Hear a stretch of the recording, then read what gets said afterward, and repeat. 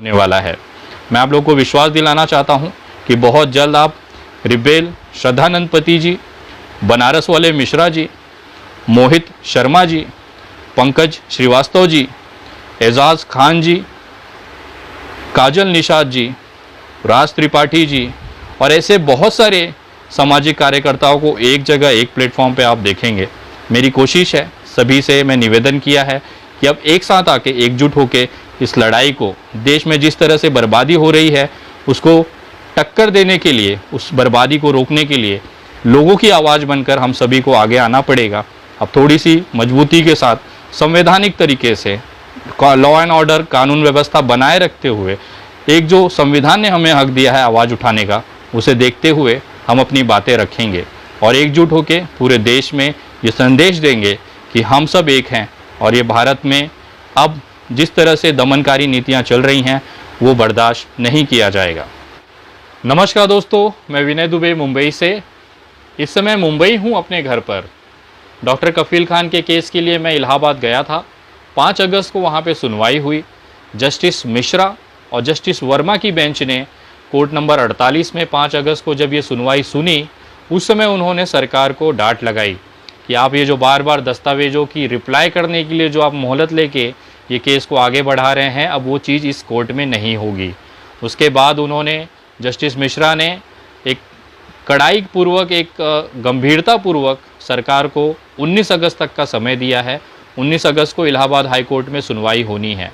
जब मैंने देखा कि इस तरह की ढील या इस तरह का जो असंवेदनहीनता जो कोर्ट में दिखाई दे रही है कि एक बेगुनाह इंसान कितने ही दिनों से, महीनों से जेल में बंद है, बेगुनाह इंसान जिसका कोई गलती नहीं है और अगर गलती है तो सरकार उसे अभी तक साबित नहीं कर पाई है, उसके बावजूद कोर्ट की तरफ से जिस तरह से ढील हो रही है या देरी हो रही है, उसको देखते हुए मैं इलाहाबाद से दिल्ली चला गया। वहाँ पे मेरे जो साथी थे, मेरे पत्रकार बंधु थे, जो मेरे सामाजिक कार्यकर्ता थे, हम सभी ने बैठ के बैठक की है और सुप्रीम कोर्ट में ये मामला ले जाने पे विचार चल रहा था। जब इस मामले को देखते हुए शुक्रवार के दिन हम जब सुप्रीम कोर्ट गए तो वहाँ पे पता चला कि ऑलरेडी 30 तारीख को, 30 जुलाई सन 2020 को डॉक्टर कफील के परिवार की तरफ से वहाँ पे एक याचिका दाखिल की गई है जो 5 अगस्त सन 2020 को मंजूर कर दी गई है। आगामी 11 तारीख यानी कि कल 11 अगस्त को इस मामले की पहली सुनवाई सुप्रीम कोर्ट में होने जा रही है। सुप्रीम कोर्ट में ये सुनवाई कोर्ट नंबर 1 में, जो कि खुद चीफ जस्टिस सुप्रीम कोर्ट जी का ये कोर्ट है, बोबड़े साहब का, उसके साथ में 2 और जस्टिस न्यायमूर्ति जी हैं जो इस मामले की सुनवाई करेंगे। 3 जजों की बेंच की पहली सुनवाई कल इस कोर्ट नंबर 1 में वीडियो कॉन्फ्रेंसिंग के माध्यम से होने वाली है। और इस मामले में ये भी पता चला है कि इस केस के लिए जो भी ज़रूरी दस्तावेज हैं, जो ऑर्डर कॉपीज़ हैं या जो दस्तावेज हैं, वो 4 अगस्त को दोपहर 2:25 पर और 6 अगस्त को दोपहर 2:59 पे दाखिल की गई है और उसकी सुनवाई जो होने वाली है कल सुप्रीम कोर्ट में चीफ जस्टिस खुद इसे करने वाले हैं। तो कहीं ना कहीं हमें ये लगा कि अब अगर इनका परिवार इस तरह से सक्रिय है और पूरी तरह से ध्यान दे रहा है तो कानूनी प्रक्रिया पर से अब थोड़ा सा अब हमारा ध्यान हटाते हुए ज़मीनी स्तर पर इसे अब एक आंदोलन के तौर पे ले जाने के लिए हम सारे जो सामाजिक कार्यकर्ता हैं अब एकजुट होने का प्रयास कर रहे हैं। जिस तरह से मैं लगातार लगभग 3 सुनवाइयों में मुंबई से इलाहाबाद गया, उसके बाद सुप्रीम कोर्ट गया, उसको देखते हुए पूरे देश से सामाजिक कार्यकर्ताओं के फ़ोन, मैसेजेस आने शुरू हुए कि सर हम सबको मिलकर डॉक्टर कफील खान की रिहाई के लिए आवाज़ उठानी है। कानूनी तौर पे कोर्ट रूम के अंदर डॉक्टर कफील का परिवार बखूबी तरीके से ये केस लड़ रहा है। जहाँ तक मुझे लगता था जो कमियां थी वो लगभग हमारे आपसी तालमेल की वजह से वो पूरी हो चुकी हैं। अब जाके कहीं ये फास्ट ट्रैक पे चलेगा। पहला ये मामला जब वो डॉक्टर कफील की गिरफ्तारी हुई थी तब उस समय डॉक्टर कफील के परिवार ने सीधा सुप्रीम कोर्ट में याचिका दायर की थी कि ये गिरफ्तारी अवैध है, उसको रद्द किया जाए। लेकिन सुप्रीम कोर्ट ने यह कहते हुए ये मामले को इलाहाबाद हाई कोर्ट भेज दिया था कि सुप्रीम कोर्ट में काम का दबाव ज़्यादा है, वर्कलोड ज़्यादा है, आपको जल्द से जल्द अगर न्याय चाहिए या सुनवाई चाहते हैं तो आप इलाहाबाद हाई कोर्ट चले जाएं। लेकिन इलाहाबाद में लगभग 3 महीने से 12 सुनवाई होने के बाद भी अभी तक फैसला नहीं आ पाया है। उसके बाद वापस से डॉक्टर कफील के परिवार ने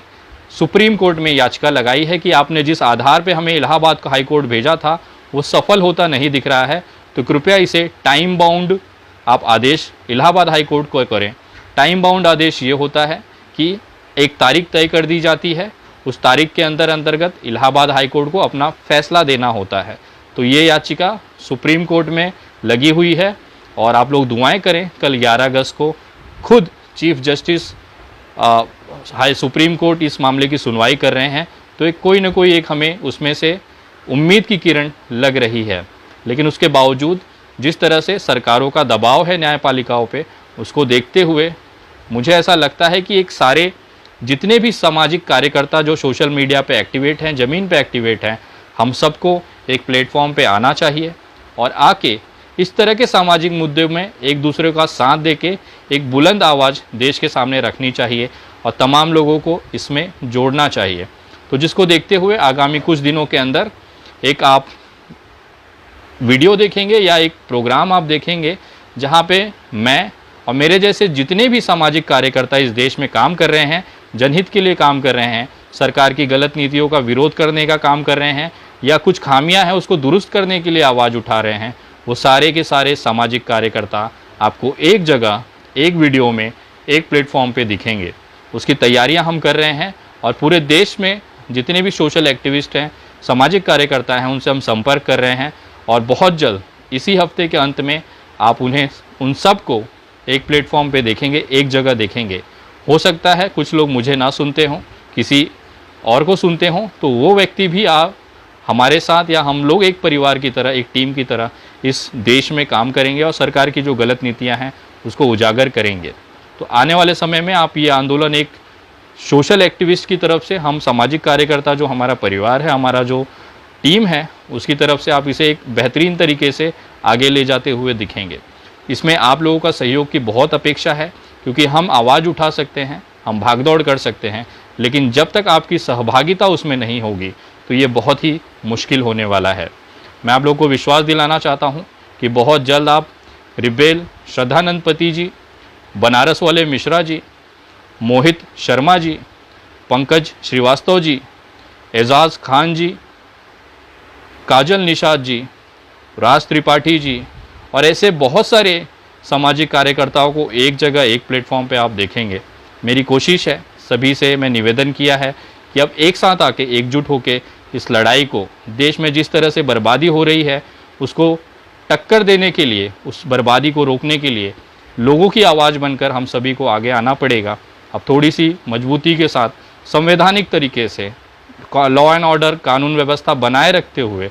एक जो संविधान ने हमें हक दिया है आवाज़ उठाने का, उसे देखते हुए हम अपनी बातें रखेंगे और एकजुट होकर पूरे देश में ये संदेश देंगे कि हम सब एक हैं और ये भारत में अब जिस तरह से दमनकारी नीतियां चल रही हैं वो बर्दाश्त नहीं किया जाएगा। इसमें आप लोगों की, आम जनता की, आप सभी भाइयों की